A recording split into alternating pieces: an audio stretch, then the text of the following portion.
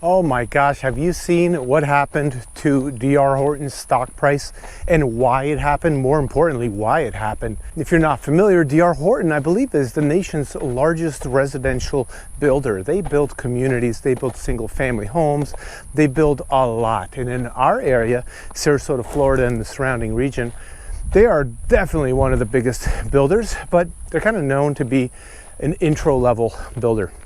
They build houses in our area that are the cheapest. And I don't mean that it's all, junky product. It's beautiful product, but it's just like some of the best price homes that you can get out there. But this week they reported earnings, and it is not at all what anyone was expecting. And that's why the price of the stock fell by 15% at its maximum point, which also brought down the stock price of all these other builders out there. So, but they only fell about 7% or so. Let's talk about why that happened. So first of all, as you can expect, what happened is they had certain expectations and those expectations were not met. Now, this usually is the first step in getting price of a stock to go down, is not meeting the earnings per share and all that stuff that they were expecting to get. But it got compounded really badly when they updated their future projections for 2025. Now, as you know, it takes a while to build a home from beginning to end. You're probably talking about, over in D.R. Horton's case, over 1 year, because they build large communities. But just like if you have a lot, you build a home, it's going to be somewhere around the, let's just say 8-month time frame. But big community builders take a lot longer because they have to, acquire the land, get the process started with the county, start going through all the clearing and all that. And then they first build a couple model homes, and then they can start selling in the community based on the model homes that they've made.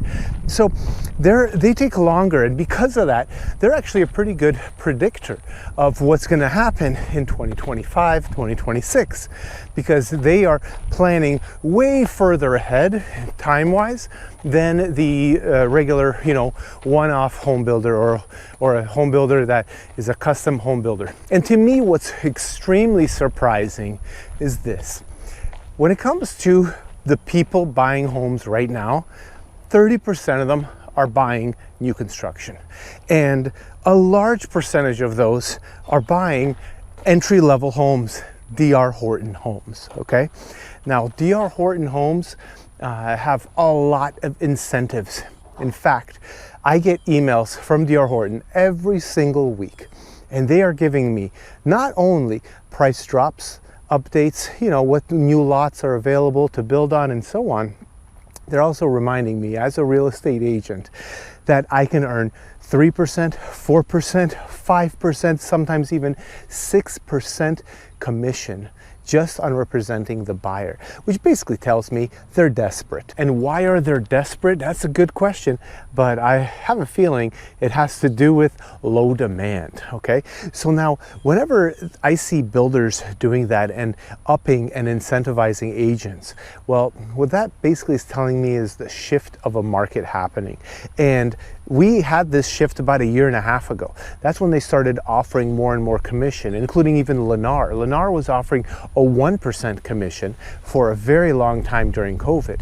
And then they kind of started coming back to reality and offering a higher percentage than that, because most agents won't go and represent a buyer for 1% if that buyer can't pay the additional, 1 to 2% that the agent requires. And by the way, I am an agent in Sarasota, Florida. My name's Maciek Zaremba. You can reach out to me, Sarasota at sarasota.com.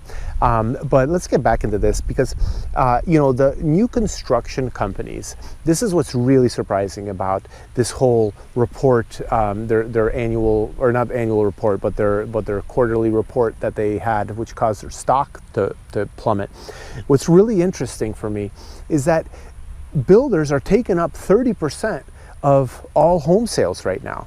And now they're predicting, the biggest one is predicting a big decline, from where we are right now. which is already a decline from what they were expecting to be. But why are people buying new construction homes? Well, it's very simple.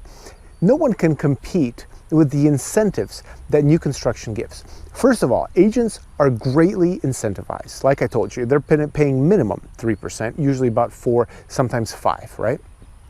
And sometimes 6 even. Second of all, they are able to offer closing costs compensation. So when a buyer comes, they're going to pay a whole bunch of their closing costs for them. Now, usually what I'm seeing is that if you use their lender and you use their title company, they're going to give you minimum $10,000. But not that long ago, I saw a company, just east of Clark Road here. They were offering $35,000 in closing cost compensation, and it's up to you how to use it. You can do upgrades in the home, you can get your closing costs paid for, you can buy down your interest rate. There's a whole bunch of stuff that they were offering, right? And they're still offering something, I just don't know exactly today what it is. Now, the third thing that the new construction offers that a resale can't is basically a new house. No one's ever lived in it. You have the latest and greatest codes of the building codes, right? You have the biggest discounts on insurance. You have hurricane shutters. You have a new roof. You don't have any maintenance on this home for a good 10 years in terms of AC, hot water heater, or water heater, I should say, your roof being replaced or anything like that. And therefore, you're going to get a really low insurance rate, which is very important in Florida, right? Our insurance rates are the highest in the nation. They are average right around $5,500, $6,000. So that's crazy. And you're already paying 7% interest rates, but not with these builders. That's the fourth thing. The builders are offering locked in rates for 30 years. They used to do the 2-1 buy down where you would get a lower interest rate for 2 years, then a different interest rate for 1 year, and then it would reset to regular interest rates. But now they're just offering 30-year fix at like 3.99%. I get these emails every single day from different builders, okay? They're always offering something. And I'm telling you, all the resales that I represent, none of them can offer anything even close to it. So, it's hard to compete, but that's why people buy them, because they have so much to offer. In fact, if I was to buy a home right now, I would really be considering a new construction, okay? Like, it would be high on my list, mostly for me because of the maintenance component, because I've always been investing into properties that that have a lot of deferred maintenance, and I'm just tired of it, but also because I really love the idea of having a brand new home. I've never had one before. I've never had anything close to a brand new home. I think 40 years is the youngest home that I've ever had, and I've bought many properties. So to me, that's what's really attractive. But this kind of spirals into, what the prediction that D.R. Horton is saying, not the prediction, but the expectations that they're thinking is going to happen for 2025, leads me into the next piece of conversation, which has to do with money. People are broke. People have no money. Like, people have record debts right now, and the defaults on those debts are at record high numbers as well. So people borrowed money when everything was going good, and then now that it's not going so good, they're not paying back the money. I mean, this is crazy. Who's out there telling you that this is a good economy? We just had Zared Asmani. He's a portfolio manager over at Martin Currie. They manage over $21 billion of assets. He just came out saying that his prediction for the probability of a recession just increased from 25% to 40%. Okay, he's saying that we're ready for a downturn. We are overdue for a downturn.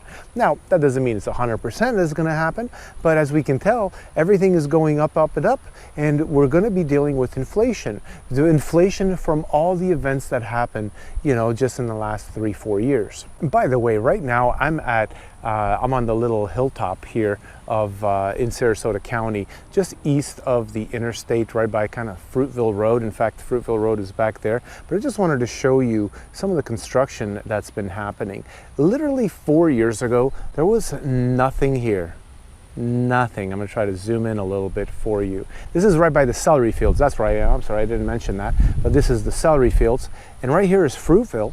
and Fruitville Road has basically exploded with buildings. So tons of apartment buildings. We have Publixes, we have commerce, we have business. There's a lot going on here. So obviously someone thinks that things are going well because they're building and they're expanding and they're spending money, okay?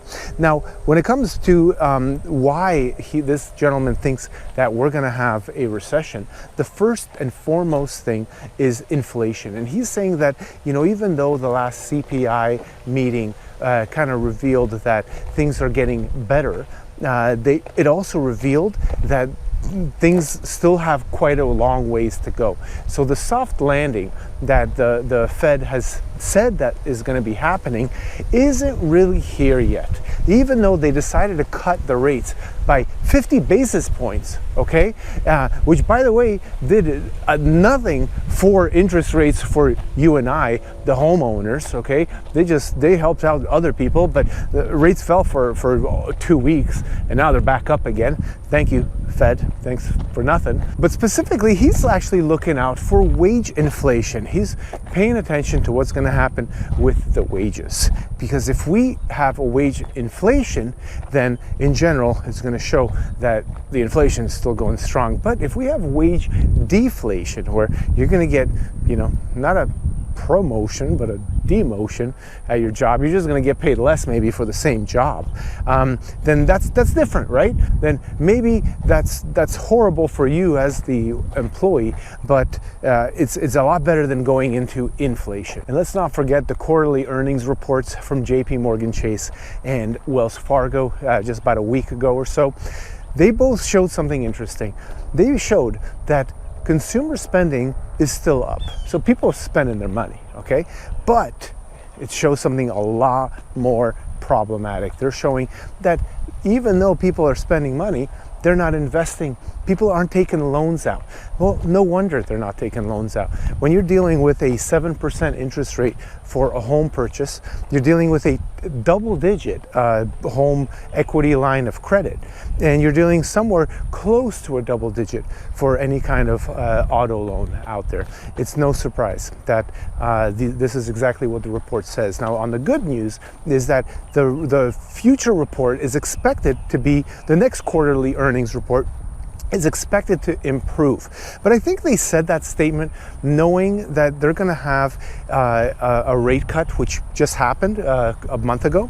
So they knew that that's what was going to happen, and they're expecting one here in November, and I don't think it's going to come. And even if it does come, it's only going to be a quarter point, right? It's probably not going to be half a percentage point. It's definitely not priced into the market at this point in time.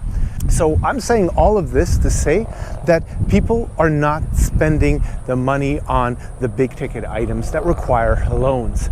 You know, we know from many sources that car loans are not doing well. We have record high default rates on car loans. Credit card spending is not doing well. Record high default rates on credit card debt, right? On revolving credit debt. And this kind of goes in line. I think the retail spending is going to go down real soon, because think about it like this. Even though retail spending is staying up, it's not increasing, it's just staying right where it's at. It's happening, but then people are not paying back their credit card debt. So they keep spending and maxing out, and then they default on the loan, right? On the credit card loan. So eventually the people that are doing this are going to lose the credit card privileges, and they're going to not have the opportunity to buy. And they're the ones that are not paying back the debt. They're the ones that are spending the most. So because we have all these, record high credit card default rates, guess what's going to happen?